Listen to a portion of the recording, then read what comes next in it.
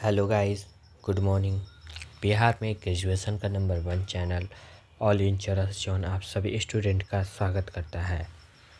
आप सब कैसे हो? आशा है कि आप सब ठीक ठाक ही होंगे। काफ़ी बच्चों का कमेंट आ रहा था जब मैंने ज्योग्राफी ऑनर्स पेपर 5 का क्वेश्चन बनाया हुआ था बीए पार्ट 3। हेलो दोस्तों, गुड मॉर्निंग। बिहार में ग्रेजुएशन का नंबर 1 चैनल ऑल इन 84 आप सभी स्टूडेंट का स्वागत करता है। आज का वीडियो फाइनली वैसे स्टूडेंट के लिए है जो बीए पार्ट 3 सेशन 21 to 24 के छात्र एवं छात्रा हैं जो ज्योग्राफी ऑनर्स लिए हुए हैं अपने ऑनर्स पेपर में। वैसे मैंने ज्योग्राफी ऑनर्स पेपर 5 का सारे वो भी प्रश्न बताए थे और काफ़ी बच्चों का कमेंट आ रहा था कि सर ज्योग्राफी ऑनर्स पेपर 6 का भी सारे भी क्वेश्चन बता दीजिए। तो आज मैं लेके आ गया हूँ ज्योग्राफी ऑनर्स पेपर 6 के वे सारे महत्वपूर्ण प्रश्न जो एग्ज़ाम की दृष्टि से महत्वपूर्ण ही नहीं बल्कि काफ़ी महत्वपूर्ण है। और मुझे उम्मीद नहीं, पूर्ण रूप से विश्वास है कि हर एक साल की भांति 10 में से आपको एग्ज़ाम हॉल में 7 से 8 प्रश्न एग्ज़ाम 100% है कि आपके एग्ज़ाम में आएंगे। तो दोस्तों, वीडियो को लेट ना करते हुए चलते हैं अपने प्रश्न पत्र श्रृंखला की तरफ। इसमें हम कुछ टॉपिक को देखेंगे जो कि मैंने पेपर 5 में ऑलरेडी बता चुके हैं, इसलिए इस वीडियो में हम इसका जिक्र नहीं करेंगे। जैसे बीए पार्ट 3 टॉप 10 क्वेश्चन को इसमें देखेंगे, लेकिन कॉपी लिखते समय हम क्या क्या गलतियां करते हैं, प्रश्न उत्तर को याद कैसे करें, 3 घंटे में 32 पेज कैसे लिखें तथा इस ट्रिक को अपना एंड फुल मार्क्स पाओ, इन सारी बातों का जिक्र मैंने पेपर 5 में ऑलरेडी कर चुके हैं। अगर आपने नहीं देखा है तो ये वीडियो खत्म हो जाने के बाद आप जाकर वहाँ से वीडियो देख सकते हैं। ठीक है दोस्तों, तो आइए अपना फटाफट ज्योग्राफी ऑनर्स पेपर 6 के भी सारे महत्वपूर्ण प्रश्न देख लेते हैं। ठीक है, आपको इसमें दिया हुआ है answer 5 question selection 3 for section A and 2 from section B. यानी आपसे क्वेश्चन ये कह रहा है, इसका जो नोटिफिकेशन है कि आपको सेक्शन जो आपको 2 भागों में बांटा गया है, section A and section B. तो सेक्शन ए में से आपको कितने प्रश्नों को जवाब देना है? तो 3 प्रश्नों को जवाब देना है। और सेक्शन बी की अगर बात करें तो सेक्शन बी में से आपको 2 प्रश्नों को जवाब देना है। ठीक है, यानी आपको टोटल 5 प्रश्नों का जवाब देना है और एक प्रश्न जो होंगे वो आपको पता ही है कि वो एक जो प्रश्न है वो 20 मार्क्स के होते हैं। पहला क्वेश्चन हम देखते हैं। पहला क्वेश्चन ये रहा, विश्व में बृहद सांस्कृतिक प्रदेशों का वर्णन कीजिए।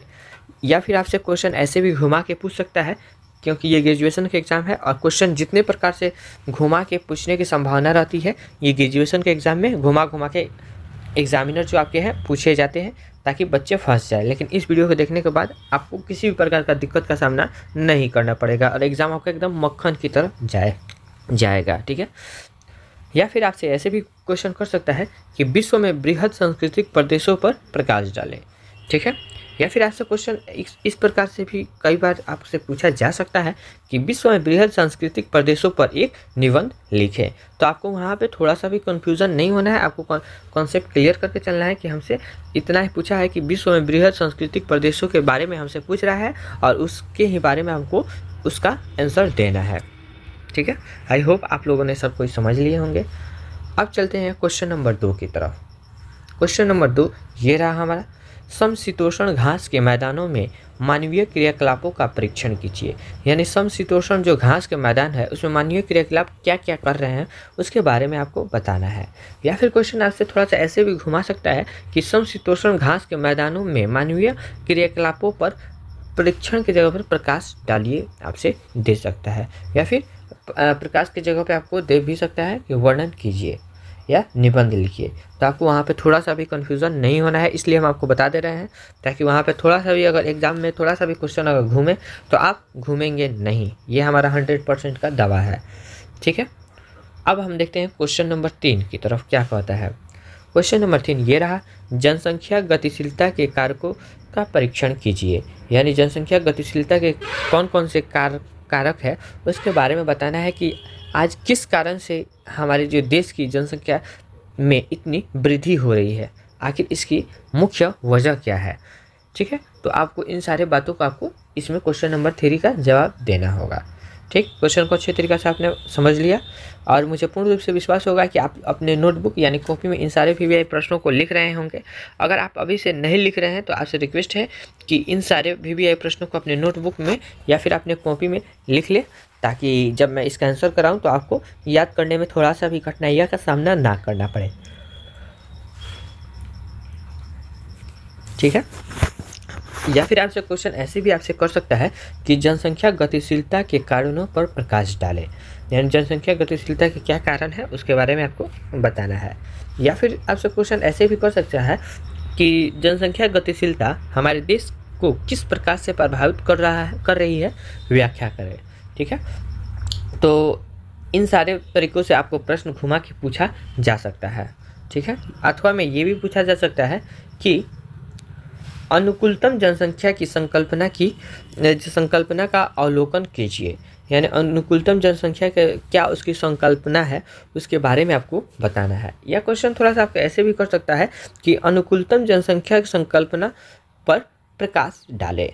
ठीक है, या एक निबंध लिखें। तो वहाँ पे थोड़ा सा एग्जाम हॉल में कंफ्यूज नहीं होना है। क्वेश्चन नंबर 4 को हम देखते हैं। क्वेश्चन नंबर 4 हमसे क्या कह रहा है, संथाल के निवास स्थल, अर्थतंत्र एवं समाज का वर्णन कीजिए। यानी आपको बताना है जो संथाल निवास स्थल का अर्थ है अर्थतंत्र और उसके समाज के बारे में आपको बताना है। ठीक है, किसका, संथाल निवास स्थल के बारे में। ठीक है, या फिर आपसे जो है क्वेश्चन ऐसे भी आपसे घुमा के पूछा जा सकता है कि संथाल के निवास स्थल, अर्थतंत्र एवं समाज पर व्याख्या कीजिए। ठीक है, आपसे जिस प्रकार से भी क्वेश्चन घुमा के आपसे पूछा जा सकता है, हम इन सारे प्रश्नों को आपको हम बता दे रहे हैं। अब हम बढ़ते हैं क्वेश्चन नंबर अपने 5 की तरफ। पर्वतीय प्रदेशों में मानवीय क्रियाकलापों पर पर्यावरणीय नियंत्रण की विवेचना कीजिए। यानी जो पर्वतीय प्रदेश की मानवीय क्रियाकलाप के बारे में आपको बताना है कि पर्वतीय प्रदेश में जो मानवीय क्रियाकलाप क्या कर रहे हैं और उसे पर्यावरणीय नियंत्रण किस प्रकार से किया जा सकता है, इसके बारे में आपको बताना होगा। ठीक है, अब हमको पूर्ण रूप से विश्वास होगा कि आप लोग क्वेश्चन को, पैटर्न को इतना हम आपको बता दिए हैं कि क्वेश्चन किसी प्रकार से अगर घुमाया भी जा रहा है तो आप वहाँ पे कंफ्यूज नहीं होइएगा, है कि नहीं। अब हम आते हैं क्वेश्चन नंबर 6। इसलिए हम आपको इसमें जो भी है, इसमें अब हम आगे जो भी है उसमें काफ़ी कम ही आपको क्वेश्चन को थोड़ा सा घुमा के आपको हम नहीं दिए हैं। ठीक है, आप लोगों ने क्वेश्चन को, पैटर्न को आप लोग ऑलरेडी, हमें विश्वास है कि आप लोगों ने समझ लिया है। जानकीय संक्रमण की संकल्पना की समीक्षा कीजिए। यानी जानकीय जो संक्रमण की संकल्पना है उसकी क्या है, उसकी संकल्पना, उसके बारे में आपको लिखना होगा। ठीक है, अब हम बढ़ते हैं क्वेश्चन नंबर 7 की तरफ। क्वेश्चन नंबर 7 हमसे क्या कह रहा है, विषुवत-रेखीय प्रदेशों में मानवीय क्रियाकलापों की व्याख्या कीजिए। अब हम देखते हैं क्वेश्चन नंबर 8 हमसे क्या कह रहा है, भारत में ग्रामीण नगरीय जन स्थानांतरण के कारणों एवं परिणामों की विवेचना कीजिए। यानी जो भारत में ग्रामीण नगरीय जन स्थानांतरण के क्या क्या कारण है और उसका क्या परिणाम निकल के आते हैं उसके बारे में आपको बताना होगा। या फिर आपसे क्वेश्चन ऐसे भी घुमा के पूछ सकता है दोस्तों कि भारत में ग्रामीण अधिवास के प्रतिरूपों की व्याख्या कीजिए। ठीक है, आप लोगों ने क्वेश्चन नंबर 8 समझ लिए होंगे। अब हम बढ़ते हैं क्वेश्चन नंबर 9 की तरफ। हमसे 9 नंबर क्वेश्चन हमसे क्या कह रहा है, शहरों का अवस्थितिगत वर्गीकरण प्रस्तुत कीजिए। यानी शहरों का अवस्थितिगत वर्गीकरण आप किस प्रकार से आप कर सकते हैं उसके बारे में आपको बताना है कि कौन सा आपको शहर किस प्रकार से आपको विभाजन आप कर सकते हैं, कौन सा नगर पंचायत होगा, कौन सा नगर निगम होगा, इन सारे बातों को इसमें आपको जिक्र करना होगा। ठीक है, या फिर आपसे क्वेश्चन ऐसे भी आपको घुमा के दे सकता है कि शहरों का कार्यात्मक वर्गीकरण का विवेचना कीजिए। यानी शहरों का कार्यात्मक वर्गीकरण के बारे में आपको बताना होगा। ठीक है, अब हम देखते हैं क्वेश्चन नंबर 10 की तरफ। 10 नंबर क्वेश्चन हमसे क्या कह रहा है, भारत में प्रकीर्णन ग्रामीण बस्ती के मुख्य विशेषताओं, कारणों एवं वितरण का विवेचना कीजिए। आप ध्यान से इस क्वेश्चन को देखेंगे तो आपको इसमें 3 प्रकार से प्रश्न आपसे पूछा गया है। पहला, जो उस ग्रामीण जो बस्ती है उसकी विशेषताओं के बारे में बताना है और उसके कारण तथा वितरण के बारे में भी आपको बताना है। तो हो सकता है आपको एग्जाम हॉल में ऐसे भी क्वेश्चन आपसे किया जा सके कि भारत में प्रकीर्ण ग्रामीण बस्ती की मुख्य विशेषताओं पर प्रकाश डालें। ठीक है, तो इस प्रकार से आपको वहाँ थोड़ा सा भी कंफ्यूज नहीं होना है। ठीक, अब हम देखते हैं क्वेश्चन नंबर 11। 2 प्रश्न और एक्स्ट्रा लिए गए हैं क्योंकि ये एग्जाम की दृष्टि से महत्वपूर्ण ही नहीं बल्कि काफ़ी ही महत्वपूर्ण थे, इसलिए 2 प्रश्नों को आप और याद कर लीजिएगा। ठीक है, और एक और दोस्तों बात, आप वीडियो कहाँ से देख रहे हैं फटाफट कमेंट करके बताइए, क्योंकि हमारे जो टीम है आप बताते हैं कमेंट करके कि हम इस ज़िले से हम इस वीडियो को देख रहे हैं, तो हमारी जो टीम इतना मेहनत दिन रात आपके लिए मेहनत करके सारे VVI क्वेश्चन बता रही है, उनको काफ़ी खुशी मिलती है। और साथ में अगर आपको किसी भी प्रकार का अगर दिक्कत है तो आपको कमेंट भी कर सकते हैं, हमारा कमेंट बॉक्स खुला हुआ है, या फिर आप व्हाट्सएप पे कांटेक्ट कर सकते हैं, या फिर टेलीग्राम पे भी मैसेज कर सकते हैं।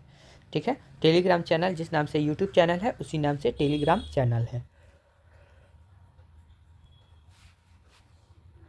क्वेश्चन नंबर 11, उत्तर भारत में प्रमुख गृह प्रकारों का वर्णन कीजिए। यानी उत्तर भारत में प्रमुख गृह प्रकार के बारे में आपको बताना है।